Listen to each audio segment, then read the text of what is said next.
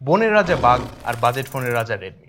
আমাদের দেশে এ কথা প্রচলন ছিল বেশ কয়েক বছর, কারণ রেডমি আগে বাজেটের মধ্যে ভালো চিপসেট দিত, ভালো ক্যামেরা দিত এবং ডিউরেবল একটা বডি দিত। তবে ইদানিং রেডমির নাম শুনলে মানুষের চোখের সামনে শুধু বাঘ ভাল্লুকের ছবি ভেসে ওঠে। আর এই একটা কারণেই রেডমি এমআইওআই কে সরিয়ে বাজারে নতুন করে এনেছে হাইপারওয়েস।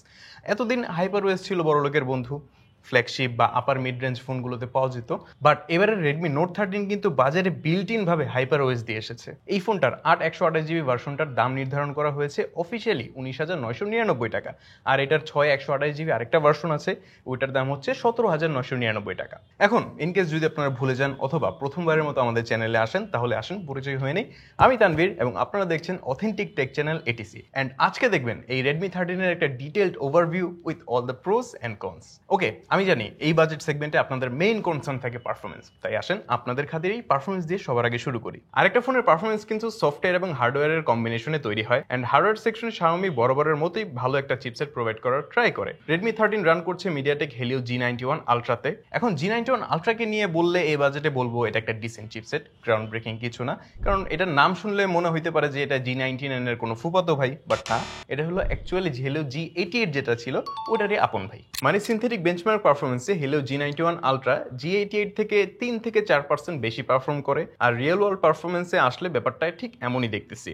অর্থাৎ আপনার ডে টু ডে লাইট টাস্কগুলো খুব আরামসেই সারতে পারবেন। আর গেমিং এর কথায় আসলে ফোনটায় PUBG smooth graphics plus ultra frame রেটে খেলেছিলাম, আর পারফরমেন্স একদম যেমনটা আশা করেছিলাম তেমনই। শুরুর দিকে ল্যাগ বা ফ্রেম ড্রপ দেখা যায় না, তবে এনিমি বাড়লে কিছুটা ফ্রেম ড্রপও দেখা পারে, which is completely normal at this price point. আর গেমিং এর সময় তেমন একটা হিটও জেনারেট হতে দেখি নাই এই ফোনে।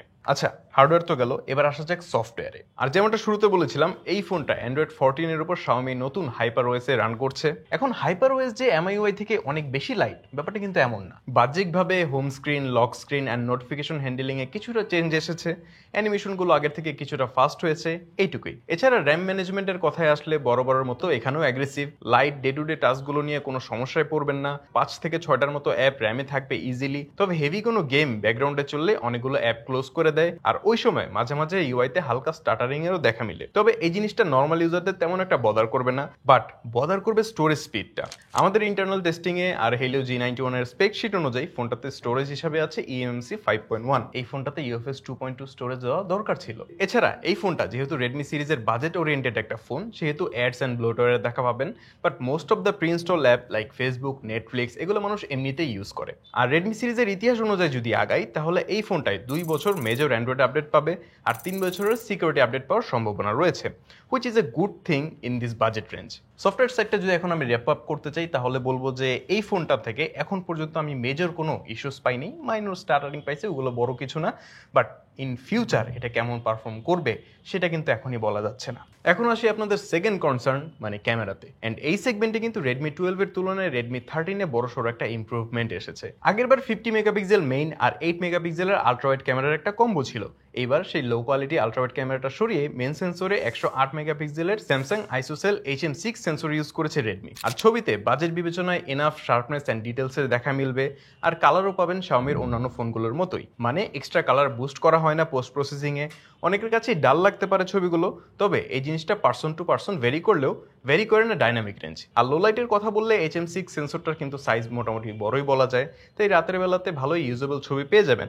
তবে এখানে নয়েজ থাকবেই, নাইট মোডটা অন করে ছবি তুললে নয়েজ কিছুটা এড়ানো যাবে, আর একটু ডিটেলস বাড়বে ছবিটার। তবে পোর্ট্রেট মোডে ফোনটা ভালোই সারপ্রাইজ করেছে আমাকে। এজ ডিটেকশন গুড এনাফ, আর ফেসটা স্মুথ করে ঠিকই, বাট অ্যাগ্রেসিভলি স্মুথ করে না। ফেসের ডিটেলস মোটামুটি ভালোই ধরে রাখে, তবে ওই যে এখানেও ডাইনামিক রেঞ্জে সাফার করে, আর ব্যাকগ্রাউন্ডটা ওভারব্লোন হয়ে যায় মাঝে মাঝেই। অ্যান্ড পোর্ট্রেটের মতোই ফোনটার 13 মেগাপিক্সেল সেলফি ক্যামেরা দিয়েও খুব জোস জোস পিকচার পাচ্ছিলাম, এখানেও কোনো কমপ্লেনের জায়গা নেই। তবে কমপ্লেন আছে ভিডিও সেকশনে।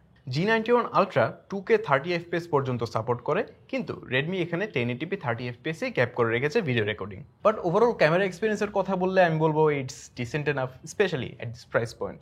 আর অলমোস্ট সেম কথাটা বলা যায় ফোনটার ম্যাসিভ 6.79 ইঞ্চ ডিসপ্লেটা নিয়ে। এখন Xiaomi এই ফোনটাতে IPS ডিসপ্লে ব্যবহার করেছে। এই কথা শুনে একদল যেমন খুশি হবে, গ্রিন লাইন পড়ার ভয় নাই তাই, আরেকদল তেমনই বেজার হবে, অ্যামোলেড নাই তাই। তবে আইপিএস প্যানেল হিসেবে ডিসপ্লেটা যথেষ্ট কালার অ্যাকুরেট, আর ভিউইং অ্যাঙ্গেল নিয়েও তেমন কোনো কমপ্লেইন নেই। তবে পিক ব্রাইটনেসটা আরেকটু বেশি হলে ভালো হতো, কারণ কড়া রোদের নিচে ফোনটা দেখতে কিছুটা কষ্ট হচ্ছিল। আর আরেকটু বেশি কষ্ট হচ্ছিল এই যে দেখেন এই মোটা মোটা বেজেলগুলো দেখতে। আশা করি Xiaomi নেক্সট মডেলগুলোতে এই জিনিসটা মাথায় রাখবে। এছাড়া প্যানেলটা অ্যাডাপটিভ রিফ্রেশ রেট সাপোর্ট করে, মানে 30, 48, 60 থেকে 90 হার্টজ পর্যন্ত ওঠানামা করে কন্টেন্ট ওয়াইজ।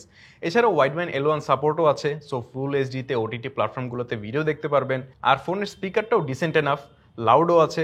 তবে এই বাজেটে একটা স্টেরিও স্পিকার তো আশা করাই যায়। এছাড়া Xiaomi বলতেছে তারা ডিসপ্লে প্রোটেকশন হিসেবে কর্নিং গোরিলা গ্লাস ব্যবহার করেছে, বাট কোন গোরিলা গ্লাসটা ব্যবহার করেছে সেটা কোথাও স্পেসিফিকলি বলে নাই, তাই আমরা ধরে নিতে পারি এটাতে কর্নিং গোরিলা গ্লাস 3 আছে। এখন সবশেষে বাকি থাকে ডিজাইন। আর ডিজাইনের দিক থেকে দেখলে ফোনটা Redmi Note 13 Pro সিরিজের সাথে মিল পাবেন। আরেকটা মিল পাবেন বিল্ড মেটেরিয়ালসের দিক থেকেও, সামনে পিছনে গ্লাস আর মাঝখানে পলিকার্বনেট ফ্রেম। আমাদের হাতের কালারটার নাম হচ্ছে পার্ল পিঙ্ক। এছাড়াও midnight black, Sandy gold, ocean blue, এই 3টা কালারও ফোনটা পাওয়া যাবে।